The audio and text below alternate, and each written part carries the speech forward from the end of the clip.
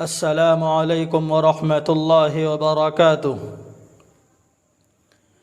الحمد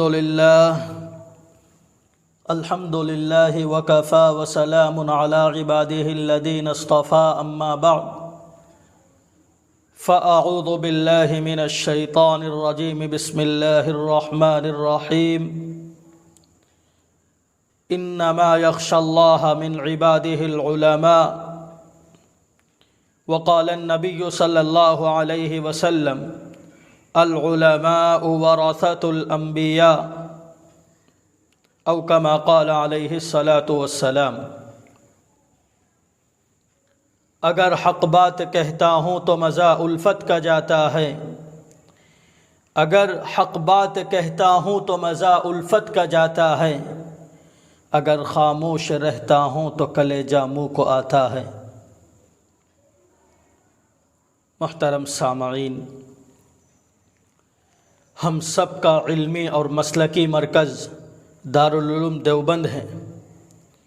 ہمارے مسلک و مشرب کے ترجمان اکابر دارالعلوم ہیں۔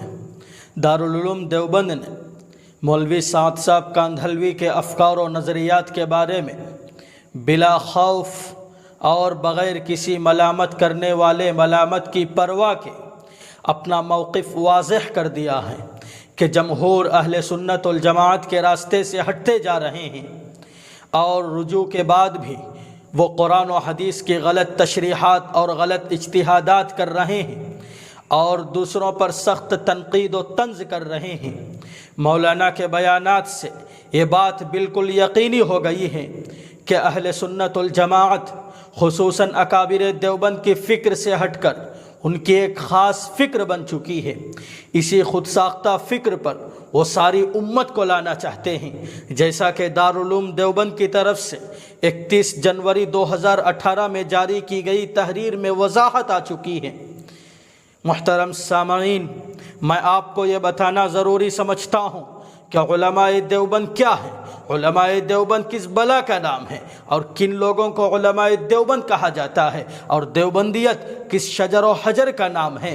دیوبندیت جگہ کا نام نہیں ہے، دیوبندیت شجر و حجر کا نام نہیں ہے، دیوبندیت کسی گاؤں اور علاقے کا نام نہیں ہے، دیوبندیت ڈر کا نام نہیں ہے، دیوبندیت بزدلی کا نام نہیں ہے، دیوبندیت جھکنے کا نام نہیں ہے، دیوبندیت غلامی کا نام نہیں ہے، دیوبندیت بکنے کا نام نہیں ہے، دیوبندیت ڈٹ جانے کا نام ہے، دیوبندیت میدان حق میں گرجنے کا نام ہے، دیوبندیت باطل پر شعلہ گرانے کا نام ہے، دیوبندیت باطل کو اپنے جوتے پر رکھ کر اڑا دینے کا نام ہے، دیوبندیت ایک فکر و سوچ کا نام ہے، دیوبندیت ایک تحریک و مشن کا نام ہے، دیوبندیت ایک نظریے کا نام ہے، دیوبندیت نام ہے قاسم نانوتوی کا، دیوبندیت نام ہے شیخ الہند کا، دیوبندیت نام ہے حسین احمد مدنی کا، دیوبندیت نام ہے مولانا الیاس کا، دیوبندیت نام ہے حکیم الامت حضرت اشرف علی تھانوی کا، جو العلماء ورثۃ الانبیاء کے مصداق بن گئے، جنہوں نے اشاعت دین، حفاظت دین اور بقاء دین کے لیے تن من دھن کی بازی لگا دی۔ میرے عزیز دوستو، علماء دیوبند اور دیوبندیت اس مسلک و مشرب کا نام ہے جس کے سارے کام سنت و شریعت کے مطابق ہوتے ہیں۔ قرآن و حدیث یہ دیوبند کے دستور اساس ہے، چاہے وہ قاسمی ہو، مظاہری ہو، ندوی ہو یا اسعدی ہو۔ جو اس نظریے پر رہے گا اور جو اس مسلک پر رہے گا اور جو اس فکر پر رہے گا وہ علماء دیوبند میں شمار ہوگا، اور اگر اس نظریے پر نہیں ہے اور اس مسلک پر نہیں ہے، چاہے وہ اپنے آپ کو قاسمی ہی کیوں نہ کہتا ہو، وہ اپنے آپ کو قاسمی ہی کیوں نہ لکھتا ہو، علماء دیوبند میں شمار نہیں ہوگا۔ علماء دیوبند جمہور اہل سنت والجماعت کے پابند ہیں۔ تفسیر میں جمہور فقہا کی رائے اختیار کیا جاتا ہے، حدیث میں جمہور محدثین کی رائے کو اختیار کیا جاتا ہے، فقہ میں جمہور فقہا کے قول کو اختیار کیا جاتا ہے، اور وہ اس سے الگ نہیں گئے۔ جو الگ گیا علماء دیوبند نے اس کا تعاقب کیا اور یہ ظاہر کیا کہ یہاں گڑبڑی ہو رہی ہے، یہ تفسیریں اپنی طبیعت سے، یہ حدیثیں اپنے من سے تشریح کی جا رہی ہیں۔ میرے عزیز دوستو، قرآن و سنت کو سمجھنا ہے تو آج کے لوگوں کے مائنڈ سے سمجھنا نہیں ہے، دور اول سے چلو، صحابہ سے، تابعین سے، تبع تابعین سے سمجھو۔ قرآن و سنت کو اولڈ مائنڈ سے سمجھنا ہے۔ اولڈ مائنڈ کس کا ہے؟ صحابہ کا، تابعین کا، تبع تابعین کا، محدثین کا، مفسرین کا، فقہا کا۔ آج ایک آدمی پیدا ہوتا ہے اور وہ یہ کہتا ہے کہ اس آیت کا یہ مطلب ہے، اس حدیث کا یہ مطلب ہے، تو دیوبند اسے نہیں لیتا۔ دیوبند اسے لیتا ہے کہ صحابہ، تابعین، تبع تابعین، محدثین، مفسرین، فقہا کیا سمجھتے تھے، دیوبند اس کو لیتا ہے۔ قرآن و حدیث کو انہوں نے جس طرح سمجھا اس سمجھے ہوئے کو لینا ہے۔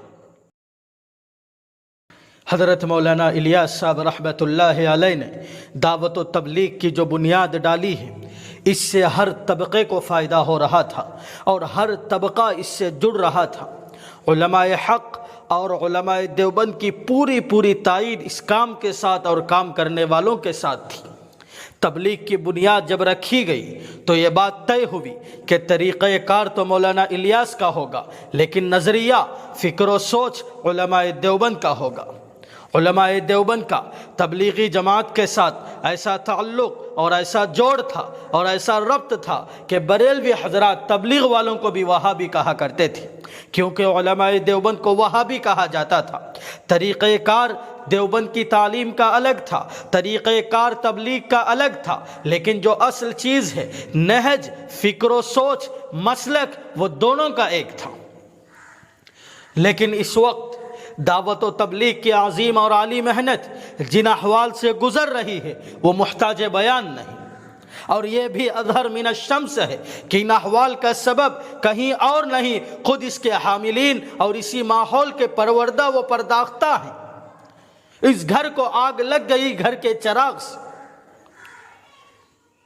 محترم سامعین، ہمارے علم میں یہ بات رہنی چاہیے کہ مولوی محمد سعد صاحب کی فکر کا سب سے خطرناک پہلو یہ ہے کہ وہ سیرت صحابہ کے خوشنما عنوان سے نصوص کی تشریح و تفہیم میں توارث کی پابندی، یعنی اسلاف و اکابر کی تحقیقات کی پابندی سے آزاد ہو چکے ہیں۔ وہ سیرت صحابہ کے خوشنما عنوان سے نصوص کی تشریح و تفہیم میں اسلاف و اکابر کی تحقیقات کی پابندی سے بالکل آزاد ہو چکے ہیں۔ حالانکہ اہل علم بخوبی واقف ہے کہ نصوص فہمی میں توارث کی پابندی ریڑھ کی ہڈی اور اہل سنت الجماعت کی شناخت کی حیثیت رکھتی ہے، اور یہ آزادی ہر دور میں باطل شخصیات کے لیے اپنے باطل نظریات کے استنباط و اشاعت کا سہل الحصول راستہ رہا ہے۔ مولانا اپنی آزادانہ تشریحات و تعبیرات سے عوام کو ماضی کے اسلاف اور موجودہ اکابر و مشائخ سے ہٹا کر اس سوچ کی طرف لا رہے ہیں جس سے اسلاف بیزاری کا مزاج بنتا ہے۔ وہ اور ان کے متبعین اسلاف و اکابر کے علمی ذخیرے کی طرف مراجعت کیے بغیر براہ راست نصوص، بالخصوص سیرت صحابہ سے غلط اخذ و استنباط کر رہے ہیں۔ ان کے معتقدین میں یہ رجحان پیدا ہو چکا ہے کہ صحابہ کرام کے بعد سے اب تک دعوت کو مولانا نے جس طرح سیرت سے سمجھا ہے ایسا کسی نے نہیں سمجھا۔ چنانچہ روز بروز دعوت سے متعلق نئے غلط اجتہادات سامنے آ رہے ہیں۔ ان کا خیال ہے کہ ہم دعوت کو حال یا ماضی کی شخصیت سے سمجھنے کے بجائے براہ راست سیرت صحابہ سے سمجھیں گے، جیسا کہ غیر مقلدین کہتے ہیں کہ ہم براہ راست احادیث سے دین سمجھیں گے، اور ائمہ اربع اور اکابر و اسلاف کے علمی ذخیرے کے پابند نہیں ہیں۔ مولانا اسی خود ساختہ فکر کے داعی ہیں اور اسی پر گویا ایک نئی جماعت بنا رہے ہیں۔